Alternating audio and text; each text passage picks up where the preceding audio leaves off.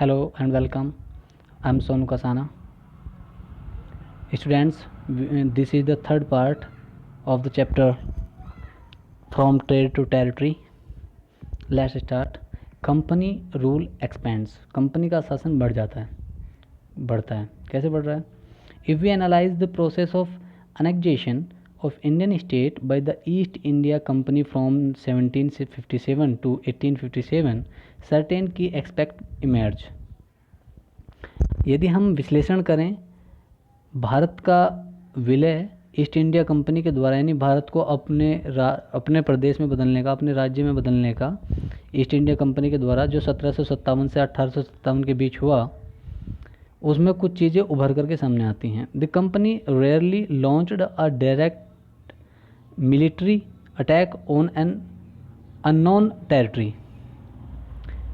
Company ने मुश्किल से ही किसी टेरिटरी पे, किसी क्षेत्राधिकार पे सीधा अटैक किया हो.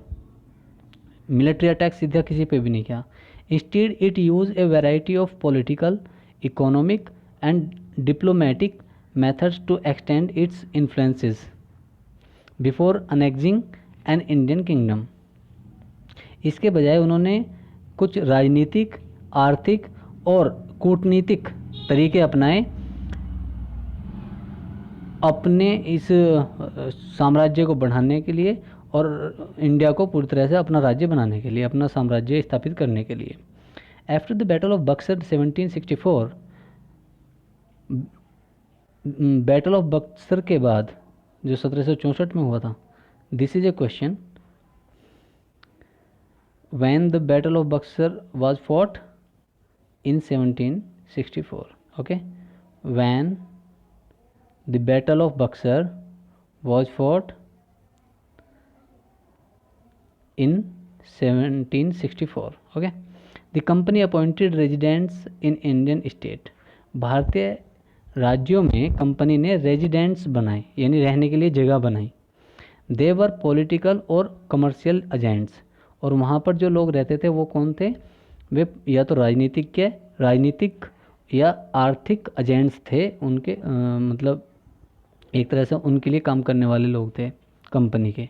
And their job was to serve and further the interest of the company.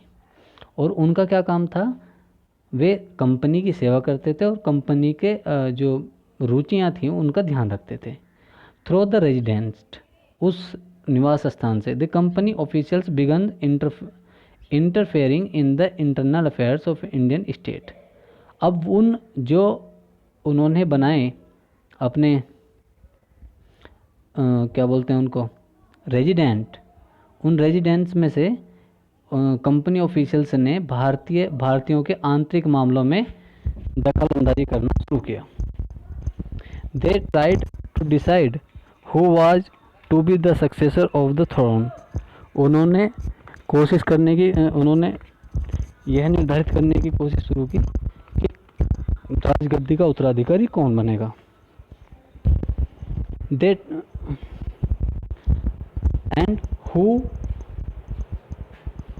and who was to be appointed in administrative post. और किसको शासन व्यवस्था में बैठाया जाएगा, कौन प्रशासन व्यवस्था को संभालेगा. and who was to appointed the administrative posts. Sometimes the company forced the states into a subsidiary alliance. और कभी कभी कंपनी सब्सिडरी अलायंस में भी झोंक देती थी.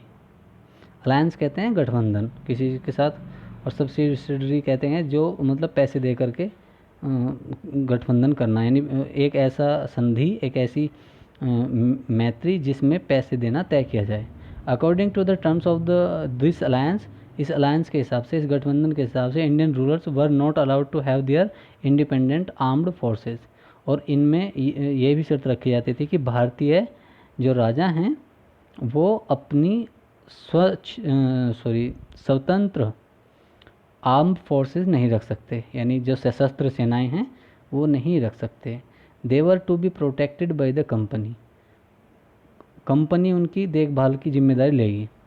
बट किंतु had to pay for the subsidiary forces, लेकिन इसके बदले में उन्हें क्या देना होगा, पैसा देना होगा, है ना। That the company was suppose to maintain for the purpose of this protection, इस सुरक्षा के बदले में जो कंपनी को चाहिए था। If the Indian ruler failed to make the payment, अगर पेमेंट देना बंद कर देते हैं भारतीय शासक, then part of their territory was taken away as penalty, फिर क्या होता था, वे पेनल्टी के तौर पे यानी दंड स्वरूप किसी हिस्से को ले लेते थे उनकी टेरिटरी के, उनके जो राज्य होता था उस राज्य की कुछ हिस्सा वह पेनल्टी के रूप में रख लेते थे, ठीक है, टेरिटरी का। फॉर एग्जाम्पल, उदाहरण के लिए, when Richard Wellesley was governor, जब रिचर्ड वेलेजली गवर्नर थे, गवर्नर जनरल थे 1798 एंड 1805, है ना। तो आपका एक क्वेश्चन हो गया, Richard Wellesley, when Richard Wellesley was a governor, है ना, टाइम क्या था उनका, तो ये उनका टाइम था 1798 to 1805। Okay, the nawab of Awadh was forced to give over half of his territory to the company in 1801 sorry. तो अवध के जो नवाब थे उन्हें फोर्स किया गया आधा राज्य देने के लिए कंपनी को 1801 में, as he fail to pay for the subsidiary forces, क्योंकि उन्होंने जो संधि हुई थी, सब्सिडरी फोर्स जो हुई थी, उनके हिसाब से उन्होंने काम नहीं किया था, उन्हें पेमेंट नहीं किया था। Hyderabad was also force to cede territories on similar ground, और इसी तरह से हैदराबाद को भी पेनल्टी लगा करके उन्होंने अपने राज्य में लाने की कोशिश की। What power did the resident have, resident के पास, जो रेजिडेंट हम बोल रहे हैं कि रेजिडेंट उन्होंने बनाए अंग्रेजों ने, तो रेजिडेंट के पास क्या क्या ताकतें थी। This is what James mill, the famous economist and political philosopher from Scotland, wrote about the resident appointed by the company. ये जो नीचे दिया गया है पैरा, ये लिखा गया है जेम्स मिल के द्वारा, जो कि एक फेमस अर्थशास्त्री थे और पॉलिटिकल फिलोसफर थे, यानी राजनीतिक दार्शनिक, राजनीतिक दर्शन के बारे में समझते थे और लिखते थे। तो अब आपका एक क्वेश्चन आता है, द फेमस स्कॉलर, यहाँ से लिखेंगे आप, the famous economist and political philosopher James Mill was from, है ना, वाज फ्रॉम बस, और क्वेश्चन मार्क, फिर आपको आंसर लिखना है the James Mill was from Scotland, है ना, समझ आ गया आपको। तो यहाँ से लिखना शुरू करेंगे, where the famous economist and political philosopher James Mill was from where, है ना, कहाँ से थे। ओके, आ जाइए नेक्स्ट, आ जाइए नेक्स्ट आता है आपका वी। अब ये जेम्स मिल ने लिखा है कि वी प्लेस अ रेजिडेंट, हमने एक रेजिडेंट बनाया है, who really is king of the country, जो वास्तव में देश का राजा है। वट एवर इंजक्शंस, जो भी कुछ घटेगा, ऑफ नन इंटरफ्रेंसेस, इस संदर्भ को छोड़ करके, इसके संदर्भ को छोड़ करके, ही में एक्ट अंडर, वह सब कुछ इसके अंतर्गत होगा। As long as the prince act in the perfect subserviences and does what it agreeable to the resident, और जो उत्तराधिकारी होगा, राजकुमार होगा, वह भी सब सर्विसेज यानी उसके अंडर में ही रहेगा, उसके हिसाब से ही काम करेगा। And does what is agreeable to the residents are marred without the resident appearing much in the administration of affairs, और उन्हें रेजिडेंट में मिला लिया जाएगा, जैसे कि वो प्रशासन को अच्छे से नहीं चला पा रहे हैं। But when anything of a different nature happens, जब भी कुछ अलग घटना घटेगी, the moment the prince takes a course which the British government think wrong, अगर कुछ भी ऐसा राजकुमार ने किया जिसे ब्रिटिश सरकार गलत मानती है, then comes clashing and disturbances, तब कुछ क्लैश आएंगे। क्लैश का मतलब होता है कुछ आपस में मतभेद होंगे और कुछ गलत चीज़ें होना शुरू हो जाएंगी। ओके, आइए अब पढ़ते हैं टीपू सुल्तान के बारे में। The tiger of Mysore. Tipu Sultan को टाइगर ऑफ मैसूर कहा जाता है ना, मैसूर, मसूरी नहीं है, मैसूर है। The company restored the two direct military confrontation when it saw a threat to its political और इकोनॉमिक इंटरेस्ट्स। कंपनी ने रिस्टोर किया यानी दोबारा से किया मिलिट्री कन्फ्रंटेशन, यानी उन्होंने मिलिट्री का पुनर्गठन किया, है ना, जब उन्हें दिखाई दिया एक पॉलिटिकल और इकोनॉमिक इंटरेस्ट्स, है ना, जब पॉलिटिकल और इकोनॉमिक इंटरेस्ट दिखाई दिया उनको, तो उन्होंने एक फिर से सेना का गठन किया। This can be illustrated with the case of the southern Indian state of Mysore। इसे इलुस्ट्रेट किया जा सकता है, समझा जा सकता है साउथ के, दक्षिण के एक राज्य मैसूर के द्वारा। Mysore had ground in strength under the leadership of powerful ruler king Haider Ali. Mysore का जो बड़ा हुआ, मैसूर का जो मतलब ग्रोथ हुई, वह एक शक्तिशाली शासक हैदर अली के अंडर हुई, जिन्होंने रूल किया फ्रॉम 1761 टू 1782। ठीक है, हैदर अली ने कब से कब तक रूल किया, 1761 टू 1782। ये आपका क्वेश्चन रहेगा, है ना, फ्रॉम वैन टिल वैन, है ना, from when till when Hyder Ali ruled. Okay, question बनाएंगे from when till when Hyder Ali ruled, और आंसर लिखेंगे हैदर अली रूल्ड फ्रॉम इतना टू ये।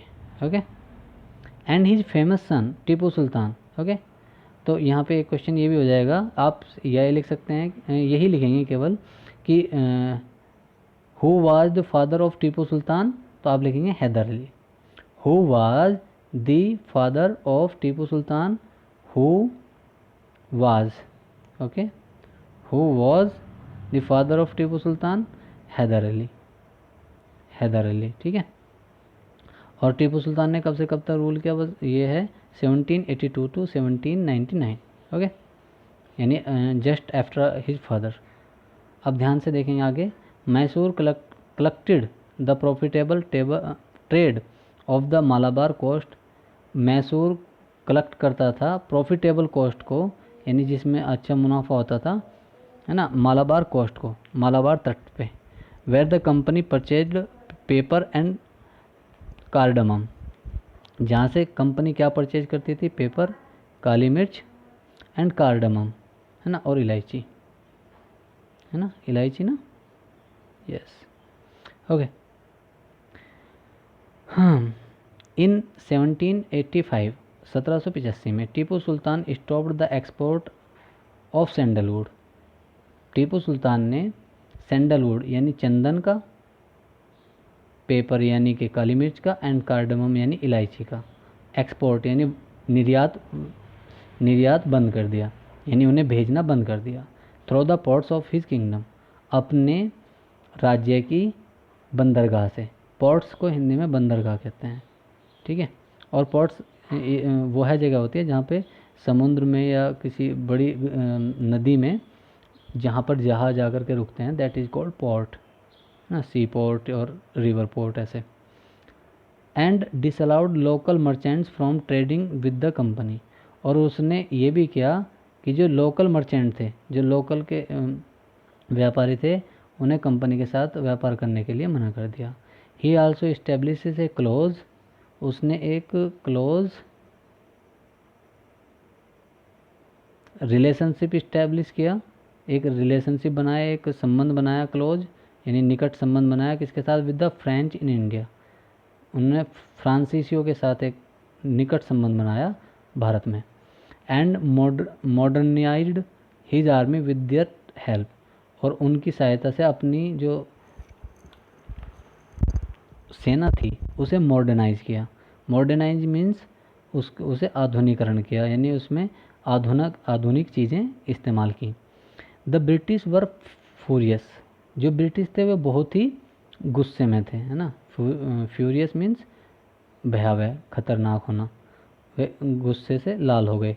दे saw Haider and Tipu as ambitious, arrogant and dangerous.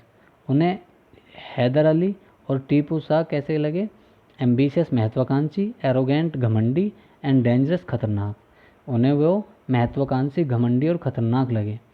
Rulers who had to be controlled, जो शासक जिन्हें कंट्रोल किया जाना था, एंड कर्स्ड, और जिन्हें मसल दिया जाना चाहिए था। इस तरह के शासक लगे उन्हें, किन्हें, इंग्लिश को। 4 वार्स वर फोर्ट, 4 युद्ध लड़े गए, कहाँ, विद मैसूर, मैसूर के साथ। मैसूर के 4 युद्ध हुए, मैसूर एंड ब्रिटिश के, अंग्रेज़ों के और मैसूर के बीच में 4 युद्ध हुए। पहला हुआ 1767 to 69, first one, and second one हुआ 1780 to 84, और फोर्थ हुआ 1790 to 92, और एक हुआ 1799 में। ठीक है, ये 4 युद्ध हुए। आपको लिखना है, ये क्वेश्चन बनता है आपका कि राइट ऑल फोर्स मैसूर